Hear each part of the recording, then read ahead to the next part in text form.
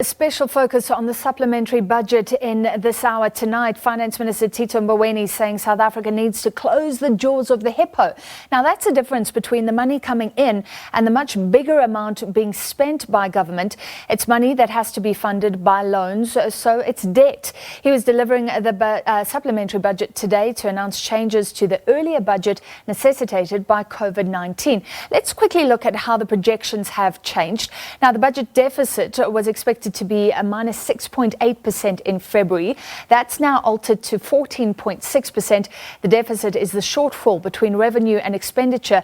It means less money is coming in than what's going out and more borrowings. That is what we're talking about, the jaws of the hippo. Now, then the future is important. So let's see what's expected.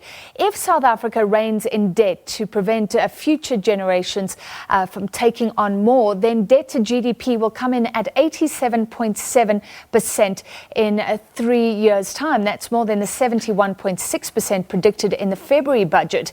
If debt is not stabilized, government will spend more and more on interest charges on borrowings, which means less money for investment, less money for job creation and social grants as well. Mboweni saying right now, for every R1 that South Africa gets in through taxes, 21 cents goes to debt. Debt will be close to 4 trillion by the end of the year. Now, to put that into perspective, the entire budget is around 2 trillion. Well, let's get some more analysis now. We're joined by economist Thabi Leoka on Skype. Thabi, thank you for joining us. Let's start with this effort to close the mouth of the hippo. He says we need to rein in debt, but has he really outlined how we can do that? I think the supplementary budget was grossly underwhelming. The minister over the past months, including the president too, they've been talking about war, that we are at war and we need to fight this pandemic. And they left me, the speech and even looking at the supplementary budget, left me thinking that I wouldn't want to go to war with the finance minister because he wouldn't bring the necessary ammunition to fight the enemy. And so I don't think that the budget was enough. I'm concerned about the ballooning debt. And you mentioned the jaws of the hippo, even with their own graph that they put into the supplementary budget, the jaws aren't closing.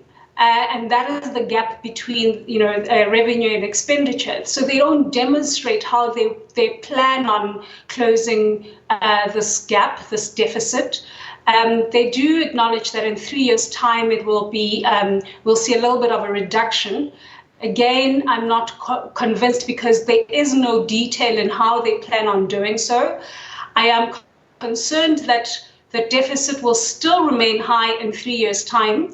And there's not a lot of detail beyond that as well. When are we going back to below 50%, for instance? And there's deficit that you can incur because you are spending in the right places. And the right places would be capital investment, that is infrastructure investment.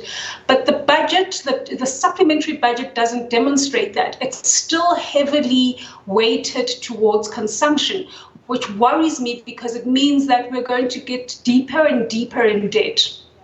Well, I mean, so like you say, he says we need to save this amount of money, but there's very little detail. And let's talk about the wage bill, because in February he said that South Africa could not afford to pay those increases to public servants. Today he just said, well, that's still being negotiated. Is that serious? You spoke to us earlier about the need for government to get leaner and meaner while the private sector is going through huge ructions. Is this a stand down on a very important stance? I think that is the elephant in the room. I think that there's a lot of room to maneuver, actually, if you look at our numbers. And they keep dancing around this elephant. One of the elephant in the room is obviously expenditure and how they are not doing, they're not cutting where they need to cut. So I think, to rev up the economy and save the economy, you need to spend. But you need to spend in the right places and cut in the right places. The wage bill is one of them where you need to cut.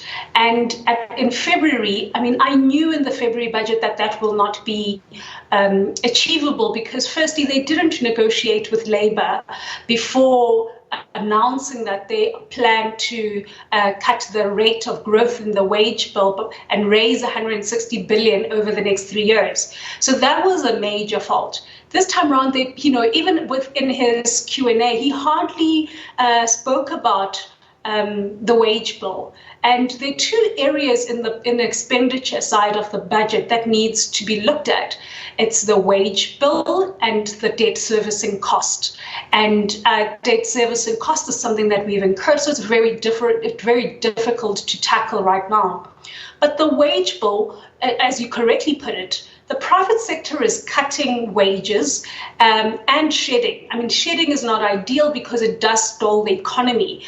But at least you should, the private sector is cutting wages in order for them to still retain workers, but at the same time operate. The public sector is not doing the same. In some areas, we're seeing increases in wages during a pandemic and during an economic crisis, and where the economy is actually underperforming and reaching levels that we've never seen since even in the Great Depression, we didn't see these very negative growth projections. So I just don't understand why is there a hesitance to cut wages. I calculated that if you do cut between 10 to 15% of government employee salary, you can raise almost 200 billion rands. All right, that's a big political fight. So sharp criticism there. We often say the devil's in the detail. Economist Thabi Leoka, I say there is no detail in today's supplementary budget. Thank you very much for your time. And let's stay with this special focus on this emergency or supplementary budget today.